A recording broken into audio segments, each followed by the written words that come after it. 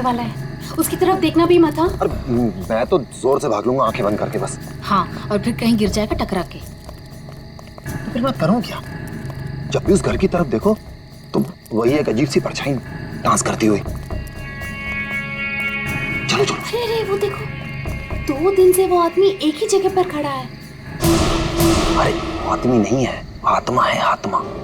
हाँ, लगता है आत्मा अटक गई है, लेकिन ये है कौन? ये यहाँ तो वो बुढ़िया रहती थी, वो आजकल दिखाई नहीं देती। शायद मर गई है या कहीं गायब हो गई है। अरे तो फिर यार रह कौन रहा है? उसकी तो एक भतीजी भी थी। अरे हाँ, दोनों यही रहती थी। अब दोनों की दोनों गायब है, लेकिन कहाँ? पकड़ो यार, आज मैं देख के ही आता हूँ क्या है। क्या? आ रहा हूँ। समर प्लीज, पागल हो गया क्या? समर, अरे रुको ना, मैं आ रहा हूँ। यहाँ प्लीज रुको, मैं आ रहा हूँ। ओके। क्या कर रहा है तू? इसको ना कुछ ज्यादा हीरो बनने की आदत है। समर प्लीज मत जाओ। Summer, summer, summer, summer.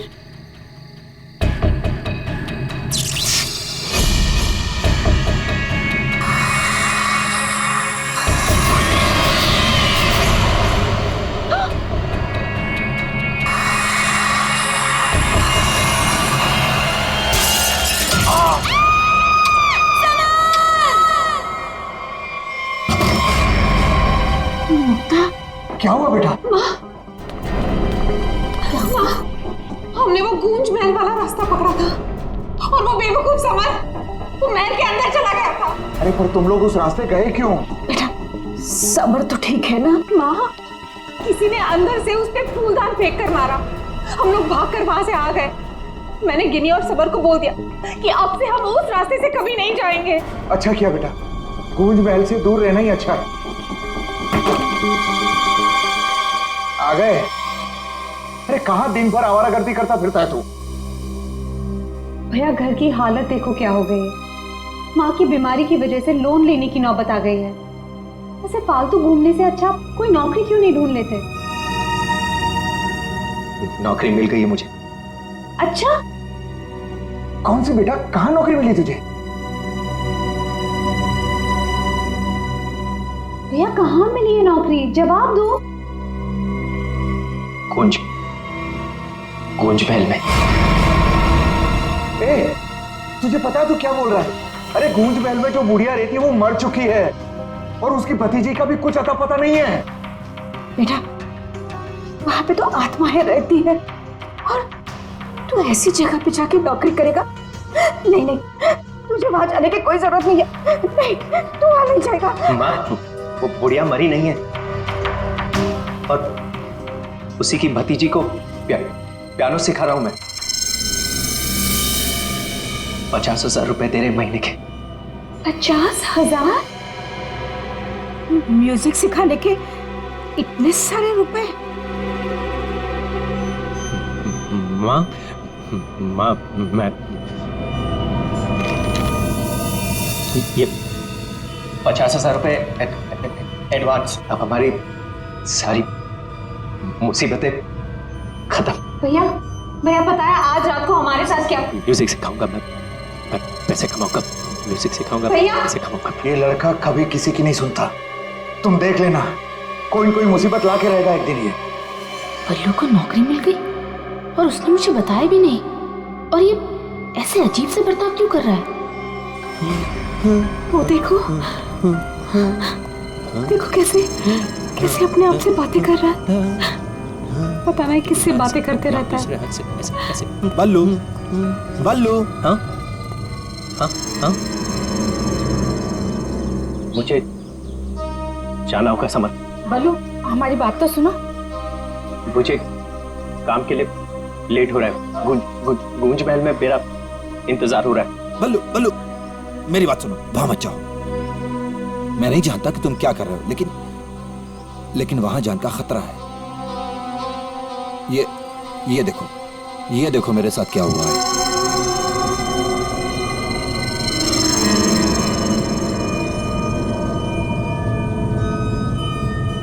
क्या हुआ? कल गूंज महल में एक औरत ने मुझ पर हमला किया। नहीं, ऐसा नहीं हो सकता। वहां तो सरिता आंटी और उनकी भतीजी ईशा ईशा ईशा रहती है। वो बहुत अच्छे लोग हैं, ऐसा नहीं कर सकते। मुझे लेट हो रहा है, मुझे जाना होगा। अरे भैया मत जाओ, वहाँ खतरा है भैया।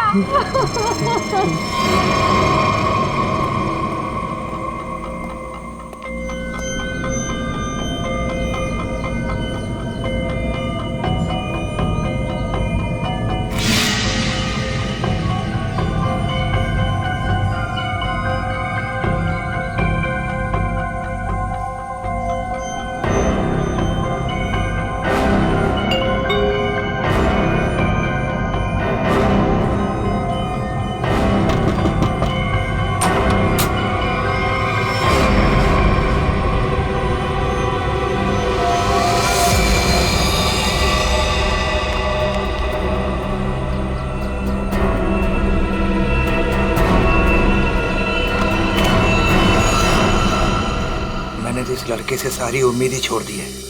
पता नहीं कैसी नौकरी है भी या नहीं। देख, मेरा बेटा आया होगा, देख तो।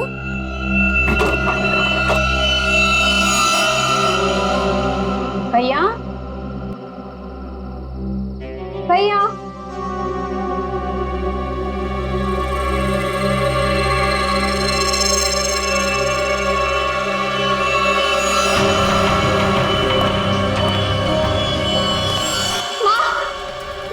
बल्लू का टिफिन छोड़कर चला गया।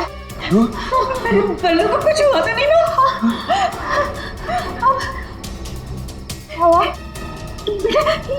ये क्या है? कौन? जल्दी बोलो।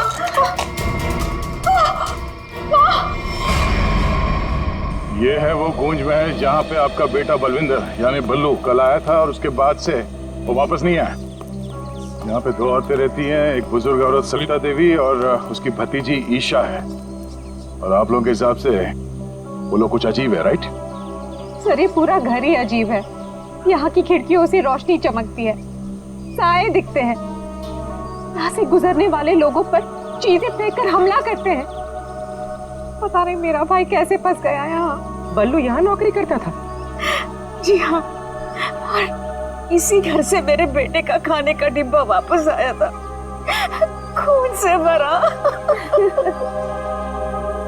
और सर जब पता लगाने के लिए मैं अपने दोस्तों के साथ यहाँ आई थी तो हमने दरवाजा खटखटाया, आवाजें लगाई, डोरबेल बजाया, लेकिन किसी ने जवाब नहीं दिया। सर यहाँ मेरे बेटे के साथ जरूर कुछ हुआ है, उन लोगों ने जरूर कुछ किया है। सर प्लीज मेरे बेटे को बचा लीजिए।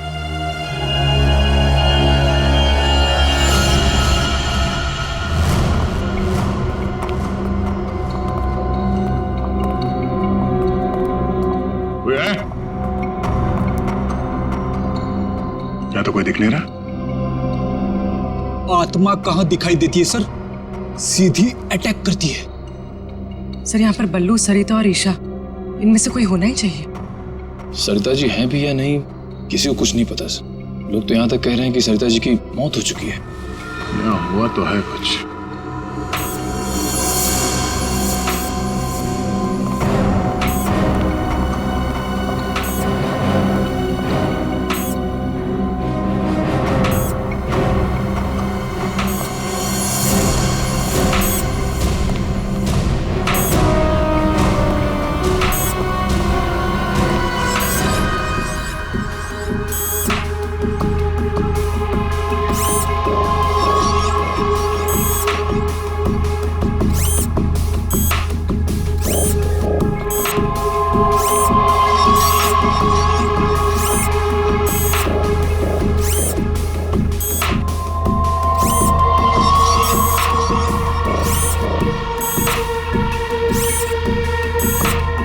ये क्या है तो ये इंसान ही, मगर मैकेनिकल पुतला बना दिया है।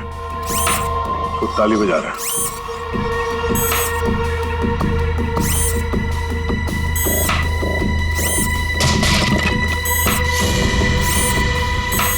निखिल, नजर रखो इस पे, हम लोग देखते हैं।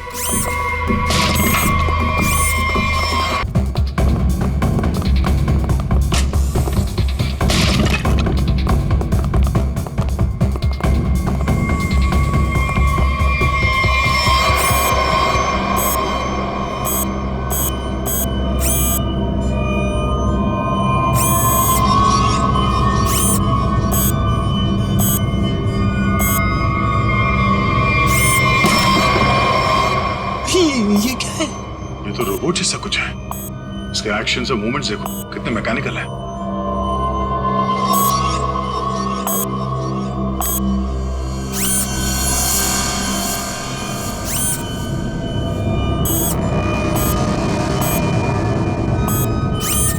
सर ये यहाँ आए कैसे और इन्हें रोकेंगे कैसे?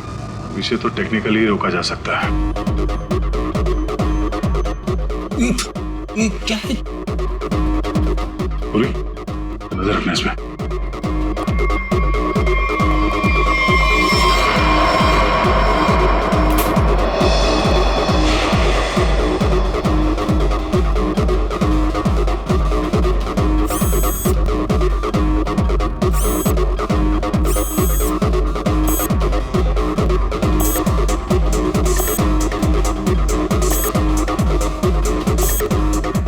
तीन यंत्र मानो, सब लोग अपने मूवमेंट्स ऐसे ही दोहरा रहे हैं। कौन है ये लोग और इन लोगों के साथ ऐसा किसने किया?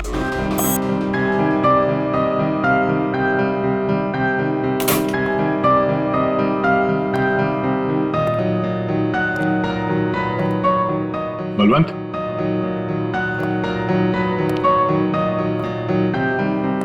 बल्लू, बल्लू,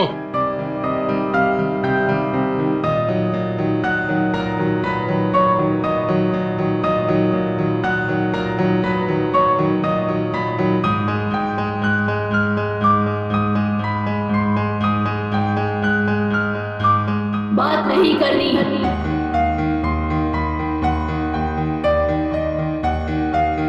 क्या हो गया तुम्हें? तो तुम ये लड़की की आवाज में बात क्यों कर रहे हो?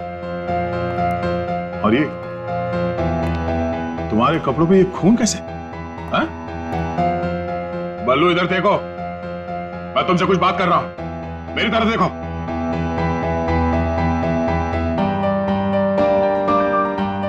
मैंने कहा ना, बात नहीं करनी। पियानो बजाते वक्त मैं किसी से बात नहीं करती, मुझे गुस्सा आता है और फिर मैं सबको मार देती हूँ, मार देती हूँ।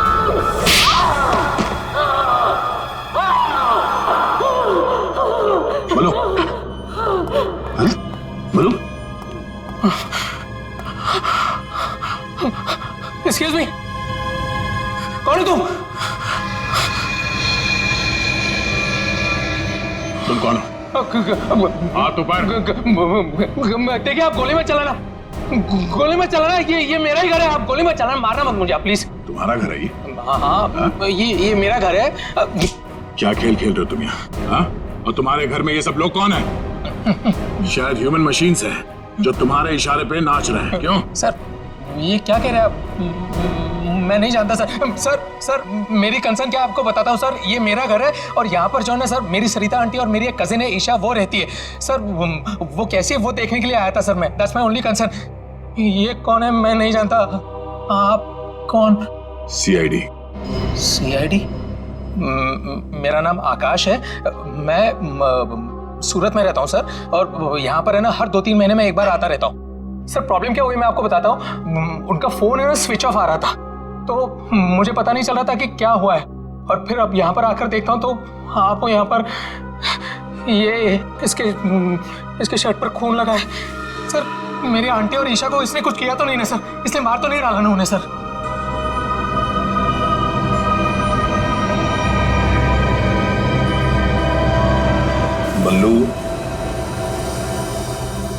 बल्लू, तुम सुन रहे हो? मैं तुमसे बात कर रहा हूं।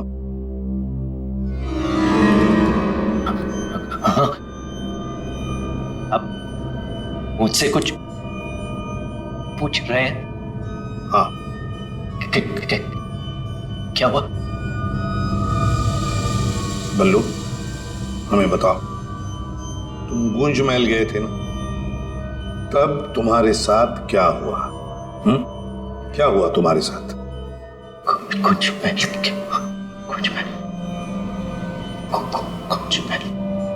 तुम ईशा को म्यूजिक सिखाने गए थे ना वहां पे? वहां पे क्या हुआ था? सरिता और ईशा कहाँ हैं? सर मुझे समझ नहीं आ रहा है कि आप लोग इसे इतना प्यार से क्यों पूछ रहे हैं। He's a criminal, criminal। Sir इसी ने मेरी आंटी और ईशा को कुछ किया है, और वहां पर आपको जो इंसानी पुतले मिले थे ना, सब इसी का किया धरा है। शक तुम्हारे ऊपर भी है। तुम्हारे घर में मौत का खेल चल रहा था और तुम्हें मालूम तक नहीं।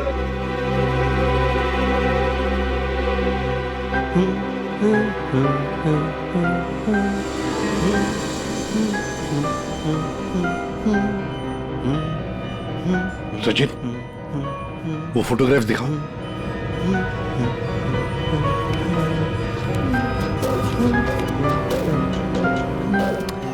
इन तस्वीरों को ध्यान से देखो, बताओ कौन है ये लोग और इनका ये हाल किसने किया?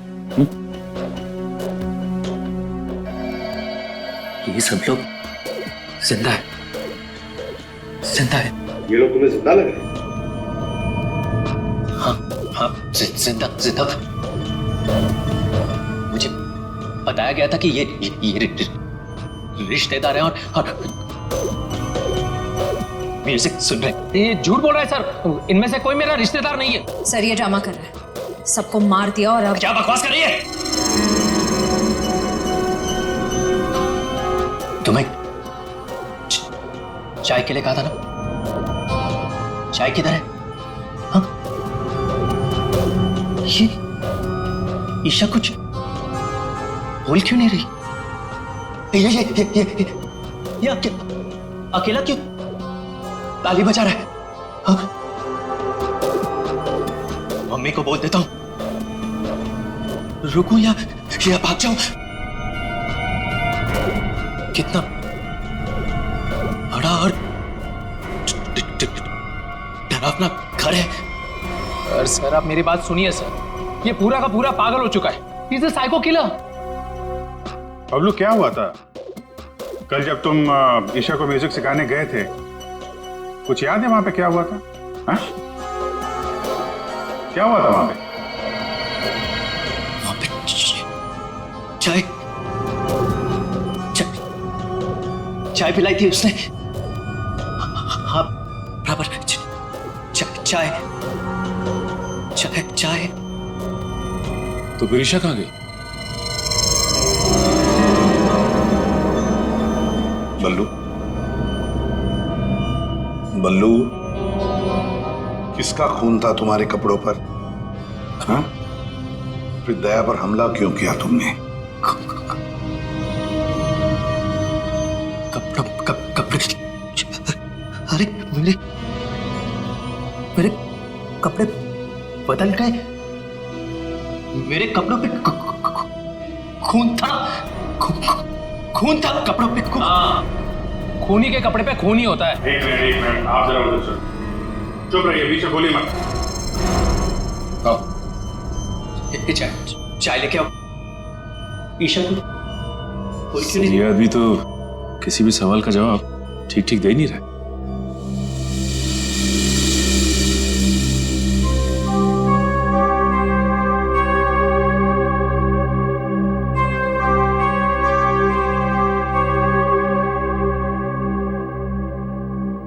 अभिजीत, इस बल्लू की मेडिकल जांच करवाते हैं, पता तो चले।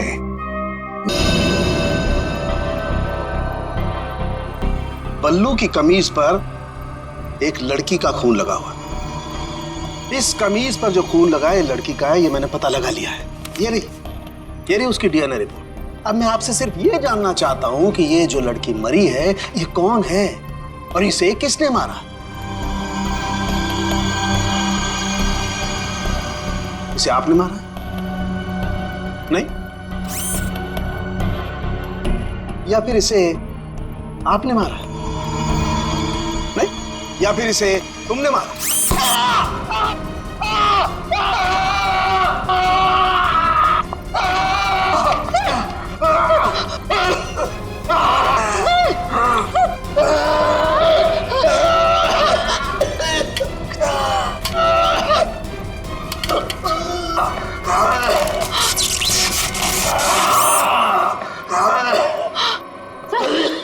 ठीक हो? ठीक हो? गॉड! क्या हुआ? सर इस पुतले के हाथों में सर की गर्दन अटक गई थी। बहुत जल्दी छुड़ गए। हाँ, छोड़ दिया, बहुत जल्दी छोड़ दिया, क्योंकि ये पुतले ना तो मशीन है, ना ये पुतले पूरी तरह से इंसान है। तो फिर ये कि ये टैक्सीडर्मी और रोबोटिक का मिला जुला रूप है। सर, ये टैक्सीडर्मी और रोबोटिक्स क्या होता है? पंकज, टैक्सीडर्मी एक कला है जिसमें जानवरों की खाल को एक खास किस्म के केमिकल में प्रिजर्व करके उनमें भूसा भर करके उनको एक आकार दिया जाता है। इन तीनों के साथ भी ऐसा ही किया गया है। इंसान की खाल को केमिकल में प्रिजर्व करके लकड़ी के पुतलों पर चढ़ाया गया है। लेकिन सर ये सब करना तो गैर कानूनी। उन्हीं गैर कानूनी काम ही तो करता है। यार सालुंखे, ये इंसान तो नहीं है, फिर भी ये ताली कैसे बजाते हैं, हमला कैसे करते हैं? इन तीनों के दिमाग में एक मशीन फिट कर दी गई है। इसका कंट्रोल खूनी के हाथ में, और खूनी ने उस मशीन के जरिए इनके चारों तरफ एक खास घेरा निश्चित कर दिया है। कोई भी इंसान उस घेरे के अंदर आकर के कोई मूवमेंट करता है, ये चालू हो जाते हैं, अपना काम करने लगते हैं। एक्टिव हम लोग भी तो आसपास घूम रहे हैं डॉक्टर साहब। नहीं, इन तीनों की मशीन को मैंने डीएक्टिवेट कर दिया था। वहां उस पीछे वाले में कुछ गलती रह गई। अब बॉस, और ये एक्टिविटी इनकी मेमोरी में पहले से फिट है। और इतना ही नहीं बॉस, इनके अंदर और भी बहुत कुछ है। आओ दिखाता हूं। ये देखो, लकड़ी का बुरादा, कॉटन, और इसके ऊपर इंसान की चमड़ी। बनाने वाले ने तो बना दिया बॉस, लेकिन वो भूल गया कि इंसान की चमड़ी में और जानवर की चमड़ी में एक खास फर्क होता है। इंसान की चमड़ी जानवर जैसी मोटी नहीं होती है, इसीलिए उसे कितना भी केमिकली ट्रीट करो, कितना भी केमिकल में डाल लो, वो इंसान की चमड़ी जैसी नहीं रह सकती है। इसीलिए इनकी चमड़ी जो है जगह जगह से सिली हुई। फिर भी टिक नहीं रही है। और दूसरी बात, ये सारी चमड़ियां ज्यादा पुरानी नहीं है, बस कुछ ही दिन पहले इन्हें मारकर निकाला गया है। पर उस घर का तो कोना कोना छान मारा गया था, एक भी ऐसी लाश नहीं मिली जिसकी खाल उधेड़ दी गई हो। वो कहीं और बनाता है ये ह्यूमनॉइड, अपने घर पर नहीं। तीनों की कोई मिसिंग रिपोर्ट नहीं है, कोई आईडी वगैरह नहीं मिली। है कौन ये लोग? तारिका जी, ये जो कपड़े पहने थे इन लोगों ने, उनसे कुछ पता चला आपको? कुछ खास नहीं, तीनों के कपड़े से बस एक लेबल मिला है, किसी टीएल टेलर का लेबल है। TL Taylor?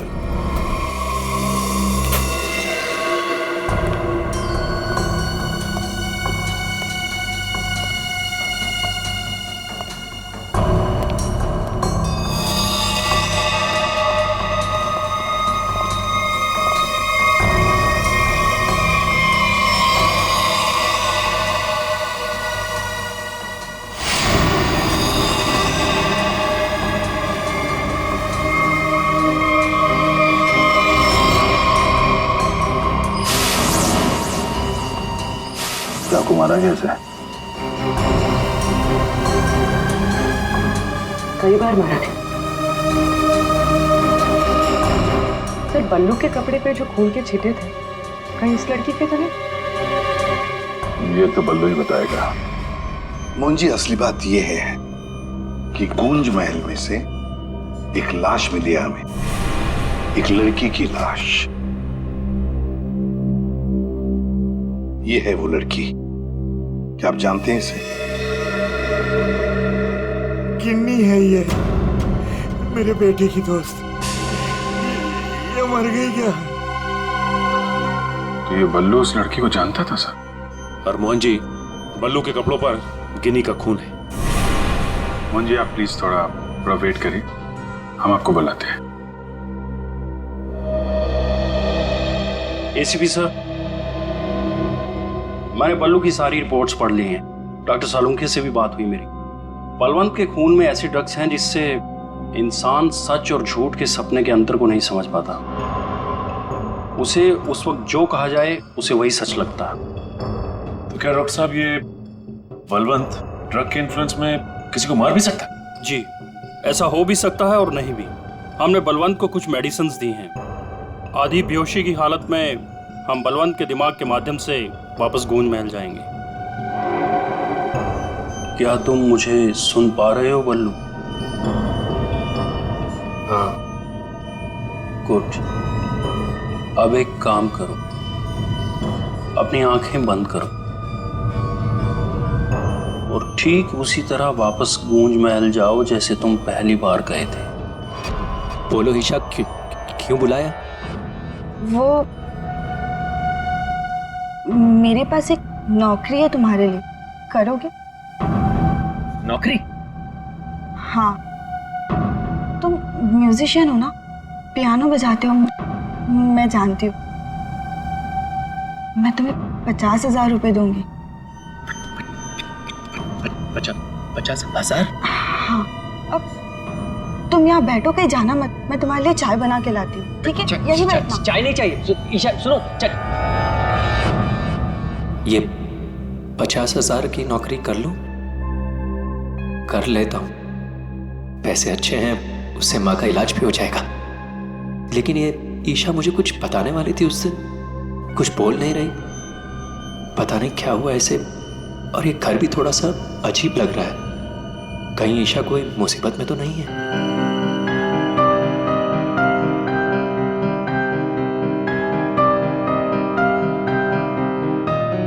शायद यही ईशा की आंटी है, Sarita ji. Excuse me ma'am. Hello. अच्छी ट्यून है।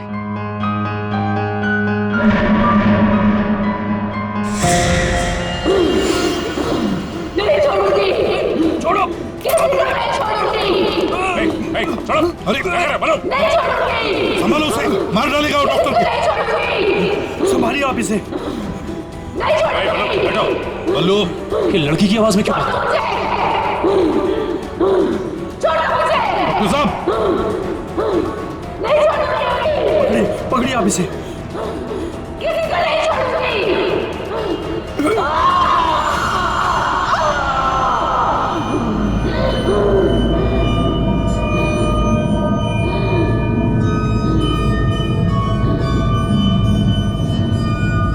नहीं छोड़ूंगी, किसी को नहीं छोड़ूंगी।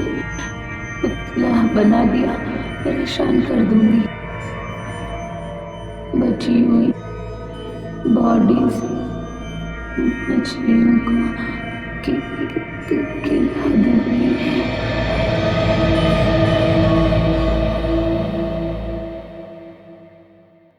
डॉक्टर साहब, क्या हुआ क्या है इसे? हाँ? ये इसे अचानक से औरत की आवाज में क्यों बात करता है? जब तक बल्लू पियानो तक नहीं पहुंचा था तब तक ये ठीक था, लेकिन जैसे ही इसके दिमाग में पियानो की आवाज सुनाई दी, ये कोई और बन गया। आपके कहने का मतलब है कि पियानो की आवाज सुनते ही ये बल्लू अपने आप को खूनी औरत समझने लगता है। मतलब ये किसी के वश में है, किसी ने हिप्नोटाइज किया है इसे। क्या लगता है आपको डॉक्टर साहब? हाँ, ये टेलर्स का पता चल गया सर, जिसने तीनों मानव मशीन के लिए कपड़े बनाए थे सर। अच्छा, टीएल टेलर्स।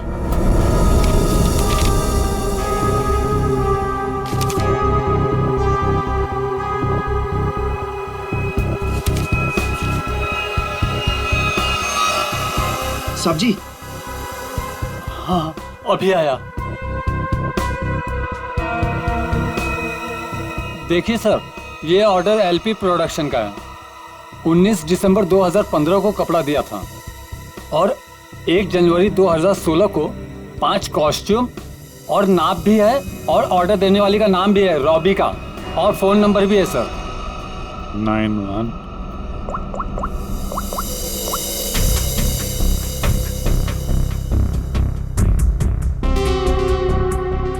सर, फोन बंद है। कोई बात नहीं, इस फोन की लास्ट लोकेशन ट्रेस करो और कुंडली निकालो इस रॉबिका की। सर। हाँ साळुंखे साहब।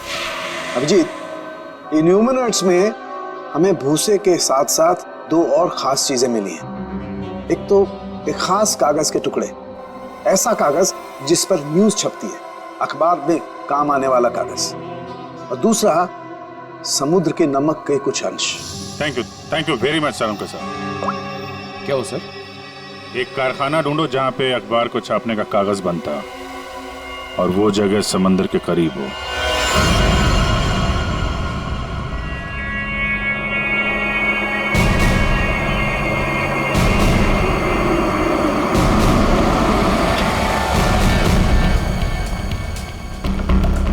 समंदर के किनारे पेपर मिल, और वो भी बंद पड़ी हुई।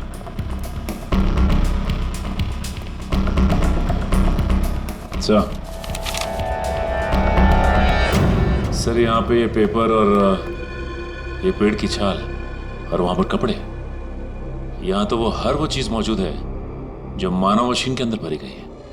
सर हो सकता है उस क्रिमिनल के काम करने की जगह यही हो जहाँ वो पुतले बनाता था। क्या पता वो अभी भी कहीं आसपास ही हो। मगर वो जगह कहाँ है? यहाँ तो सिर्फ पुतले में भरने का सामान है ना। वो टैक्सी डमी की जगह और वो रोबोट बनाने की जगह वो कहाँ है? पुतलों में भरने का सामान यहाँ है तो वो जगह भी यहीं कहीं होगी। ढूंढो।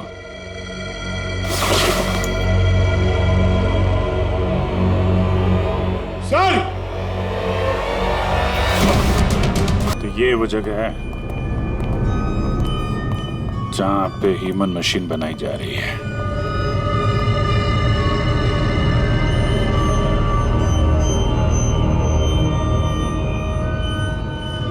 ये देखो,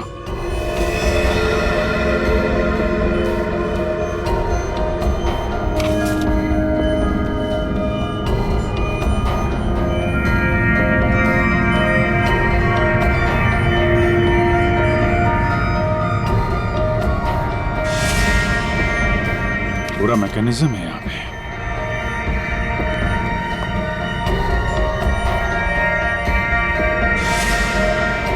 सर! हाँ? सरिता जी का robo? Oh no.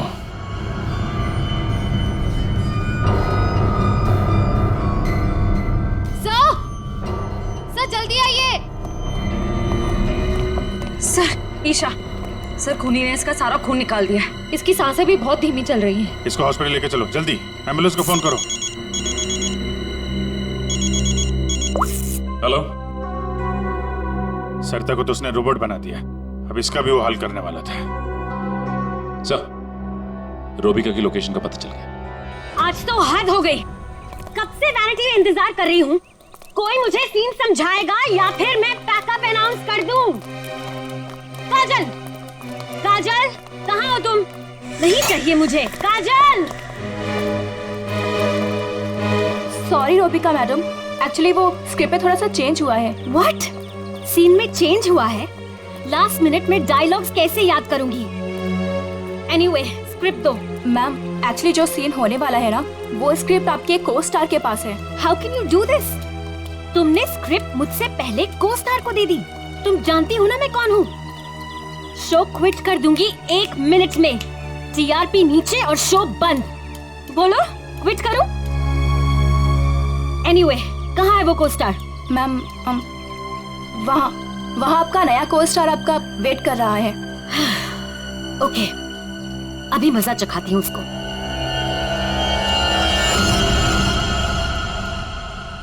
Hello,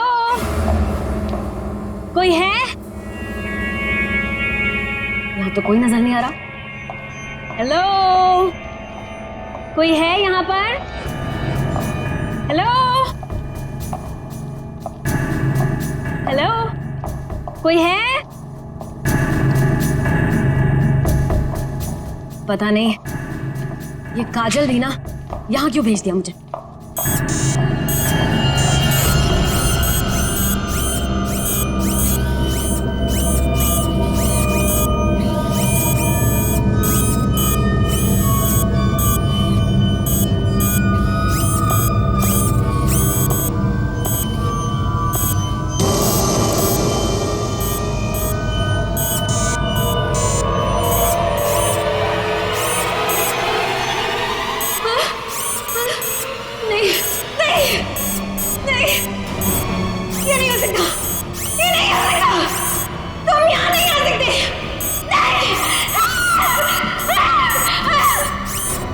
hello miss Rubika.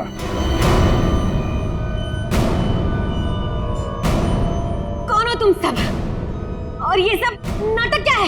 हमें छोड़िए, आप ये बताइए कि आपने ऐसा क्यों कहा कि ये यहाँ नहीं आ सकते? आप जानती हैं ना? वो मैं डर गई थी, इसीलिए मेरे मुंह से कुछ भी निकल गया। सच बोलिए, सीआईडी से हम लोग। सीआईडी? जी हाँ। इन मशीनी मानों के पीछे क्या कहानी है?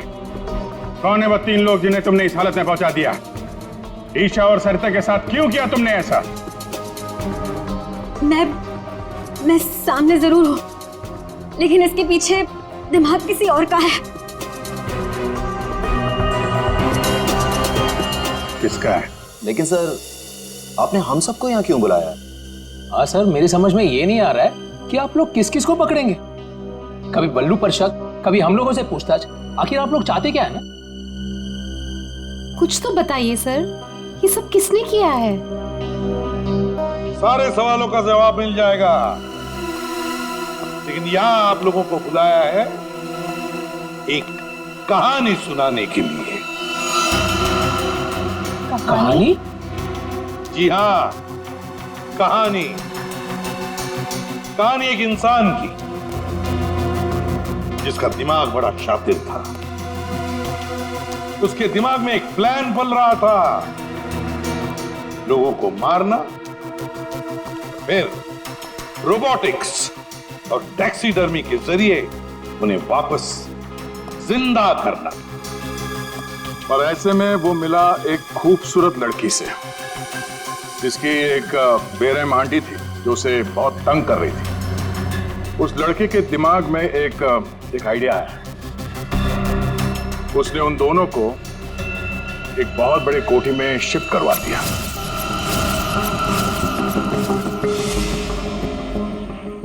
Thank you so much. और फिर उस लड़के ने उस सुंदर सी लड़की को पहला झटका दे ही दिया। उसने उस लड़की की आंटी को मार डाला इसी घर में। इस तरह लड़की की आंटी बन गई इस लड़के का पहला कामयाब आविष्कार। उसके बाद में उसने कुछ लोगों को और भी अपने एक्सपेरिमेंट का निशाना बना दिया। और हैरानी की बात यह है कि वो सब उसके वो दोस्त और कलीग्स थे जो उसके साथ विदेश में काम करते थे। अब हुआ ये कि ये लड़की इस लड़के से बहुत डरने लगी और फिर उससे बचने के लिए उसने अपने और एक दोस्त की मदद मांगी। ऐसे रो मत, मैं हेल्प करूंगा तुम्हारी, तुम बताओ क्या करना। और जब खूनी को ये बात पता चली तो बहुत भड़क गया। प्लीज मुझे मत मारो, मुझे छोड़ दो प्लीज। उसने उस लड़की को कैद कर लिया और उसके दोस्त को बेवकूफ बनाया। उसने उसे ये एहसास दिलाया कि ये सब कुछ जो हो रहा है वो उसी की वजह से हो रहा है। तो तुम जैसा बोलोगे मैं वैसा करूंगी, प्लीज मुझे जाने दो। और उस बेचारी लड़की ने अपने मददगार दोस्त के चाय में ड्रग मिलाकर उसे हिप्नोटाइज करना शुरू कर दिया। मैं जैसा बोलूंगी तुम वैसा ही करोगे, मेरी हर बात मानोगे तुम, है ना? दिलचस्प कहानी। सर ये कहानी तो इस घर की और बल्लू की है। हाँ, सरिता, ईशा और उस खूनी की कहानी है ये। लेकिन सर, वो खूनी कौन है? वही तो, खूनी कौन है कौन खूनी?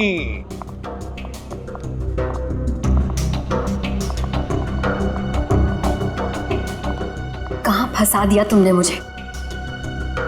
तुमने तो कहा था कि ये कोई एक्सपेरिमेंट है। तुमने तो खून ही कर डाले। ये सब तुमने किया समर? हाँ, ये सब मैंने किया। और ये सब मैंने किसी और वजह से नहीं, ये सब मैंने सिर्फ इसलिए किया क्योंकि मैं चाहता हूं कि साइंस की दुनिया में मेरा नाम सुनहरे अक्षरों में लिखा जाए और कि मेरे इतने बड़े एक्सपेरिमेंट को वो लड़की, वो ईशा बर्बाद कर देना चाहती थी। और इसके लिए उसने उस बल्लू से मदद भी मांगी। और तुमने बल्लू के चाय में वो ड्रग मिलाकर उसके दिमाग में ये बात बिठा दी कि वो एक औरत है। और उसे लोगों को मारना है, और उसके लिए ट्रिगर थी पियानो की वो धुन। बल्लू को लगभग मेरा पूरा राज पता चल चुका था, ठीक है, और गिन्नी को पड़ी हुई थी बल्लू को बचाने की। तो अपने एक्सपेरिमेंट को बचाने के लिए मुझे को दोनों को मारना ही था। और आप बताइए, अब जो लोग मर चुके हैं उनका असली कातिल भी तो चाहिए ना लोगों को। बस इसीलिए मैंने बल्लू को फंसा दिया और गिन्नी को मार दिया। साइंस की दुनिया में अपना नाम सुनहरे अक्षरों में देखना चाहते थे तुम। दिमाग तो था, है, पर क्या करें, विकृत है, विकृत। अपने इस घटिया एक्सपेरिमेंट के लिए न जाने कितने मासूम लोगों की जानें ली तुमने। तुम्हें जीने का कोई हक ही नहीं है।